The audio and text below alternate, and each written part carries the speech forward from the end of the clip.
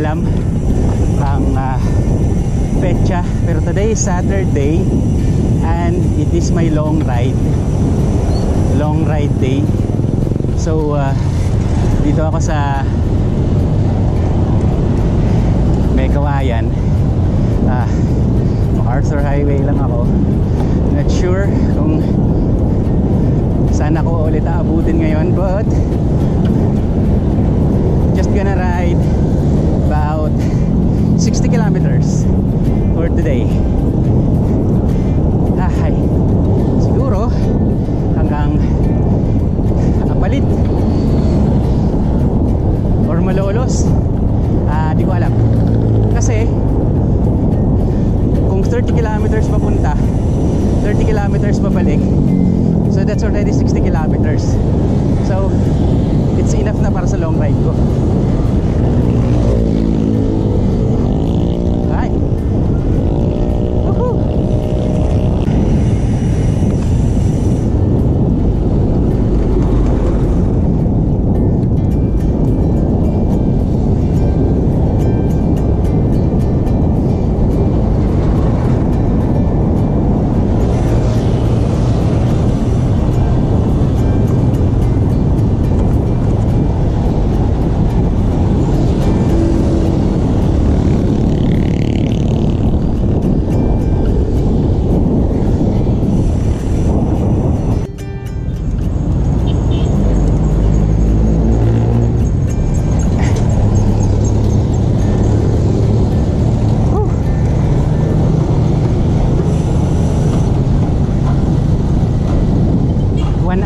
17 minutes na akong pumapadyak. Dito ako sa Giginto, Bulacan.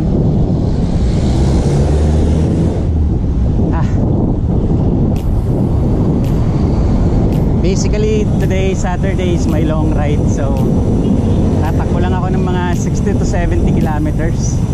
Enough na yun for the whole week. Ito, munisipyo ng Giginto, Municipal Hall.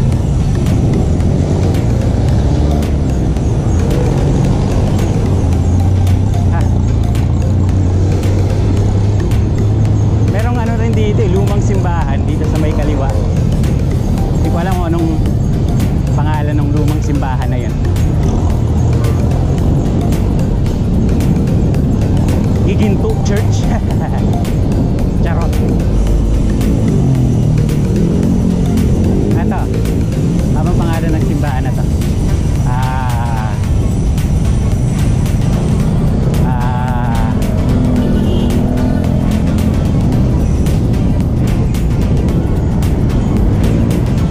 Wala, hindi ko nabasa eh. Pero Giginto Church. Charot. Ha.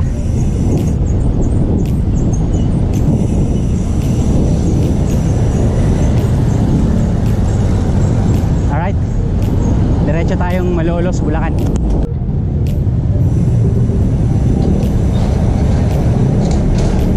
Hi.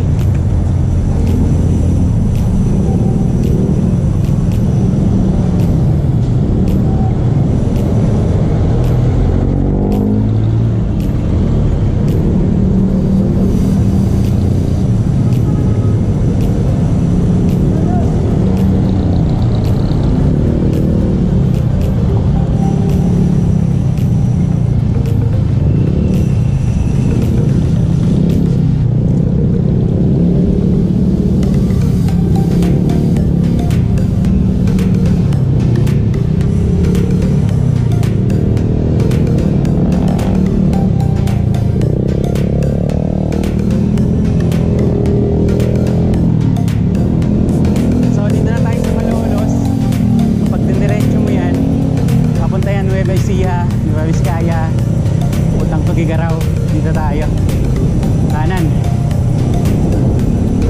puntang Arco ng Bulacan.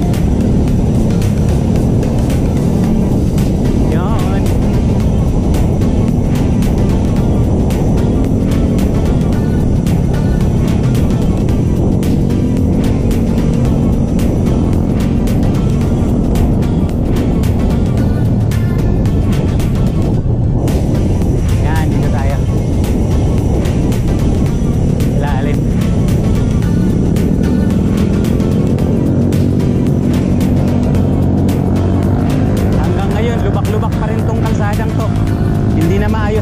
tong lugar na to. Diyos ko.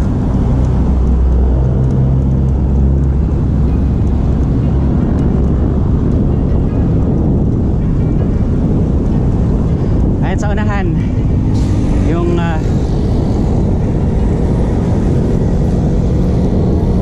arko ng Bulacan, Malolos na yan dyan. Nice. Pagdating ko ng Malolos, pasok muna ako sa kanan sa Baraswain Church. Next one.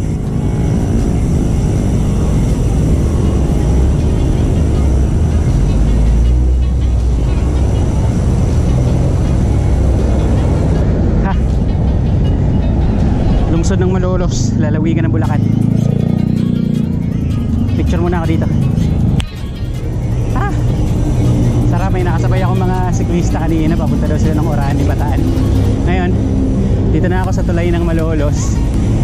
Papasok muna ako dito sa kanan kasi papunta to ng Baraswain Church. Tatanong na lang ako dito kung saan ang Baraswain Church.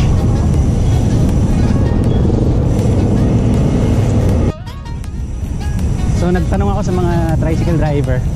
Doon pala sa kabila yung pagpasok ng Baraswain Church. So naliligaw ako. Hindi pala dito.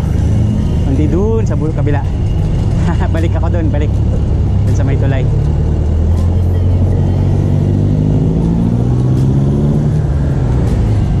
Ang hirap ng walang navigation eh. Aasa ka na lang talaga sa instinct mo. Tsaka sa mga tanong-tanong. Mostly mga pinagtatanong ako, mga tricycle driver. Magagaling sila sa ano eh, sa lugar kung nasaan. Syempre trabaho nila yan eh. Ay, saan kaya? Hirap pala, nagkandaligaw-ligaw ako. Pero yung Baraswain Church is galing dito sa, kung galing ka Maynila, mula dito sa ilalim ng tulay, dapat kaliwa. Dumiretso ako dun. So ngayon bumalik ako, tapos kakanan ako dito. Pero so dapat kung kanina kumaliwa na ako dyan.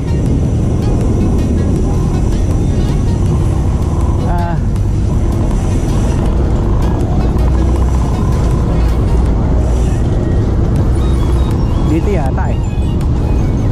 Oo, dito.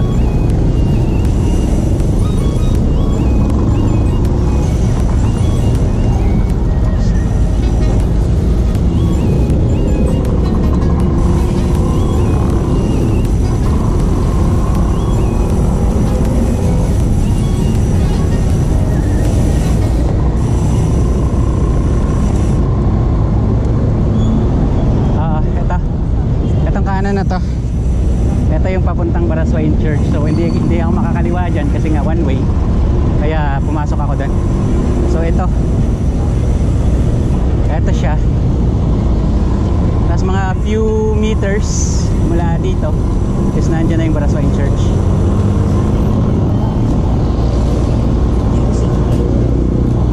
Handa, ligaw-ligaw pa ako. But anyway, maganda rin naman yung naliligaw minsan-minsan, lalo pat hindi mo alam yung daan. Actually nakapunta na ako dito Baraswain Church, kaso sinama lang ako sa kotse. So hindi talaga sa bisikleta. Marami akong dumadaan dito sa Malolos, pero hindi ako pumapasok dito sa Baraswain. So ngayon yung first time na papasukin ko to gamit ang bisikleta.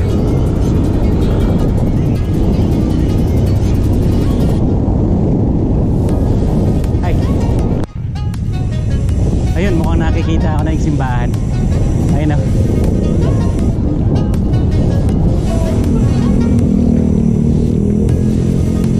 Nakikita ako na. Parati natin nakikita sa pera. Sa 20 pesos na pera. Ewan ko ngayon kung... Kasi diba, ang pera ngayon, ang 20 pesos ngayon, coins na. Ito pala, ito. Sa kanan, ang Baraswain Church. Ayun, ito. So this is the Baraswain Church. Ayun yung parking. pwede tayo pumasok dito. May kasal.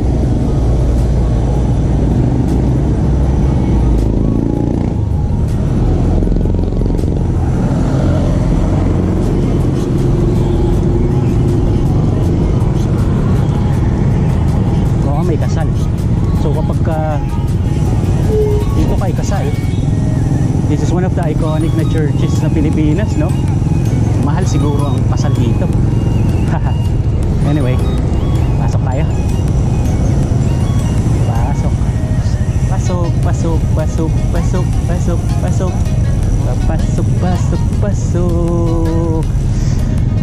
So dito lang din yung mga parking sa gilid. And this is the church. Ganda.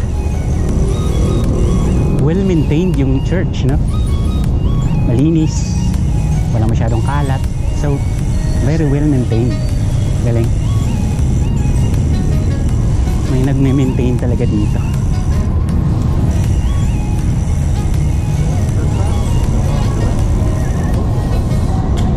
So, let's see. This is the church.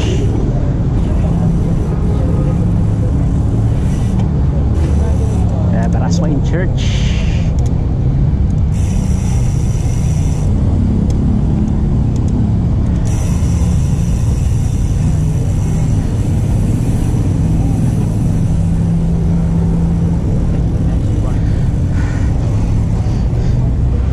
Ganda ng simbahan na to.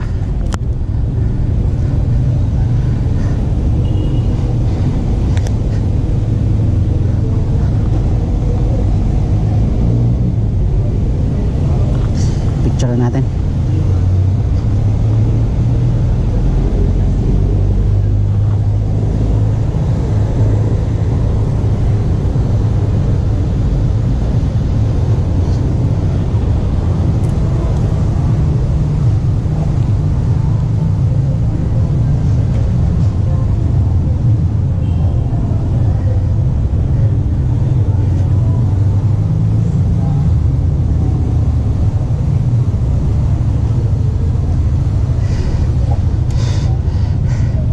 Picture lang tayo, tapos hanap lang ako ng mga kakainan for breakfast, and then not too sure kung didiretso akong Pampanga o uuwi na eh. Naka 40 kilometers na rin naman ako eh, balikan, that's 80 kilometers. So I think that's probably fine. I think that's okay, it's enough kasi 40 kilometers papunta rito and then another 40 kilometers pabalik, so okay na siya. So Church of Baraswain. So very well maintained itong Baraswain Church, ano? Malinis, walang mga lumot-lumot kahit nauulanan tsaka naaarawan. So Church of Baraswain was originally part of Malolos until its official separation of August 31st, 1859. So the old church constructed by Reverend Francisco Royo, OSA, was destroyed by fire, and in 1984 it was built. Okay, it was built 1940. Galing, tagal na. It's very well maintained. Tapos dito sa kanan niya merong La Consolacion University Philippines, Baraswain Campus. So nice.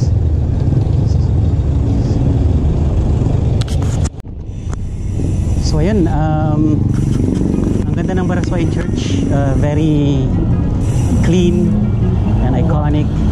Napakaganda niya actually. Well maintained yung church kahit sobrang tagal na. Sana lahat ng simbahan ganun, no? Hindi nabababoy, hindi nadudumihan at nalilinis na maayos. Ang ganda kasi tingnan eh.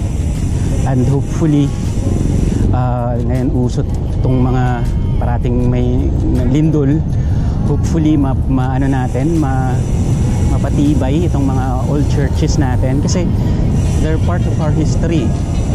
So ito'y nagbibigay ng simbolo sa atin. So sana naman siya masira sa mga lindol or mga ganong natural causes. Hopefully sana wag naman.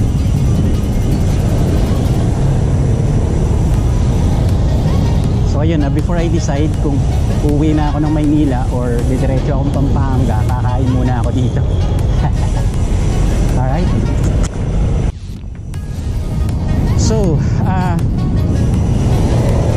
galing akong Apalit, Pampanga. Naka almost 55 kilometers ako papunta doon. So now pabalik na ako ng Maynila. So this is another 55 kilometers. Or another, eto, nandito na ako sa Malolos ngayon. Pabalik na ako ng Maynila. So makakabuo ako ng around 110 kilometers ngayong araw na to. That's enough. Dapat nga ang plano ko kanina is ano lang, 60 kilometers lang. So 30 kilometers na papunta rito, 30 kilometers na pabalik. Kaso medyo ginanahan ako ng pagbibisikleta, kaya dumiretso ako hanggang Apalit.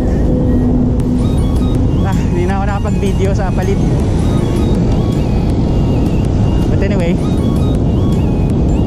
yeah, this is a great Saturday para sa long ride.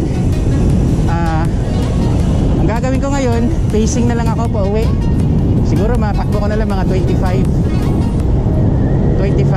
to 25, ganun na lang, pacing na lang pa uwi para hindi na masyadong mapagod.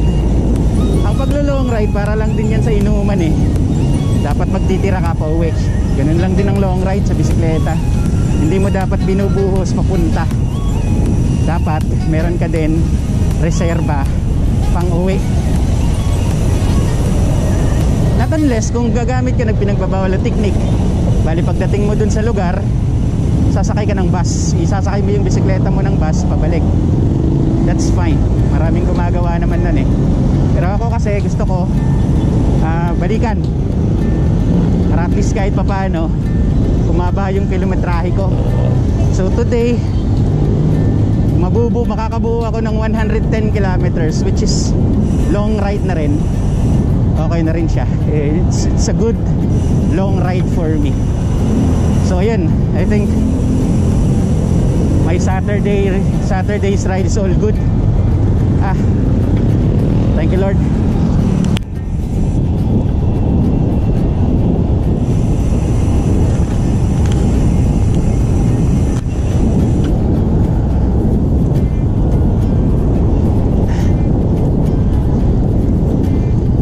Yun. Pasok na ulit tayo sa Arco ng Bulacan. Konti na lang, Maynila na. Charot.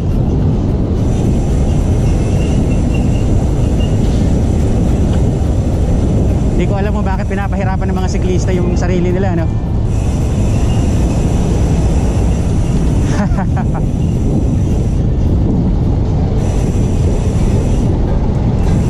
Alright. So dito kakanan tayo para bumalik ulit sa MacArthur Highway. Ayun, Jollibee. Kumain na ako ng mami kanina eh. So okay na siguro yun, yung mami kanina. Mamaya maya pag nakaramdam ulit ako ng gutom, tsaka ako kakain. Yun, kakanan tayo rito pabalik ng Maynila. Ayan o, Manila, kanan, right. Pag diretso, ano yan, NLEX, kanan, puntang Maynila.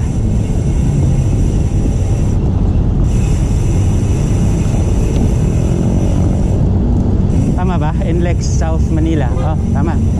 Dito tayo, Balagtas, Marilao. Dito kanan. Let's go. Tugog. Konting ahon. Konti lang naman. Banayad na ahon.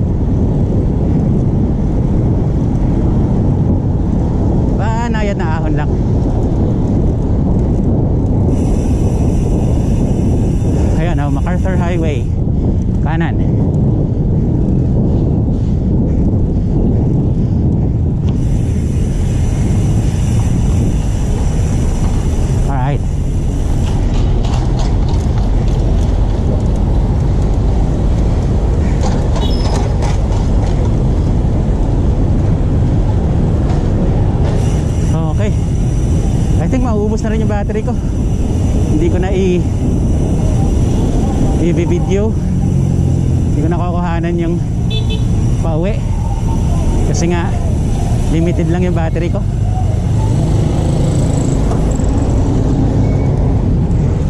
Anyway, it was a good Saturday. My long ride is all good. Next week naman, every Saturday yung long ride ko eh. Then bukas, pahinga. Sabado, every Saturday naglo-long ride ako. Or kung may nagyaya ng Sunday, pwede naman ako mag-long ride ng Sunday kung may nagyaya. Pero usually kasi solo ride lang ako. Sabado yung long ride ko. Ang Sabado ko always yan 100 kilometers and above.